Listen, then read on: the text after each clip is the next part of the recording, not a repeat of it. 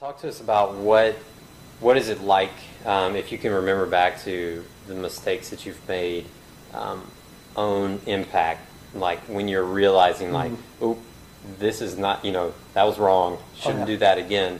What does that feel like, and how do you, and more importantly, how do you deal with that? How did you get past those moments?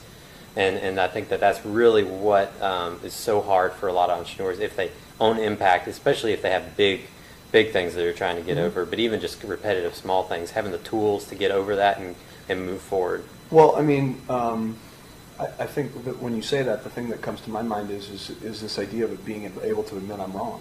Yeah. And I think a lot of entrepreneurs aren't. And you have to learn that lesson very early. It took me a long time to learn that lesson. But to be able to go to somebody and say, you know what, you were wrong. I was wrong. You were right. And I'm sorry, and I didn't handle that very well. And let's move forward from there. That's a big damn deal. And a lot of people have a hard time. In fact, it's a human issue. It isn't just for entrepreneurs and CEOs. Yeah. That's a human issue. But I think that's probably the biggest one. And it's being able to say,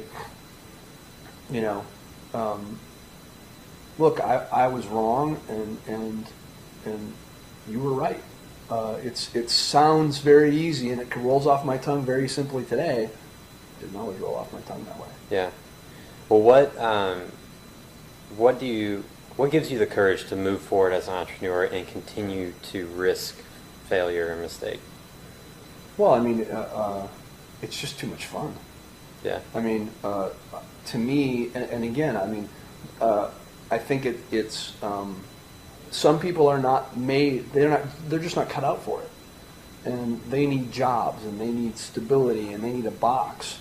I just am always trying to bust out of it, whatever box I'm in. Yeah. And I think that's a fairly common trait with entrepreneurs. I would also say that, for me, it's some of it is the thrill of, getting up the hill before everybody else and standing over on the hill and going, oh, there you are. Yeah. That's a big deal. That's the adrenaline. That's the payoff. And then having everybody.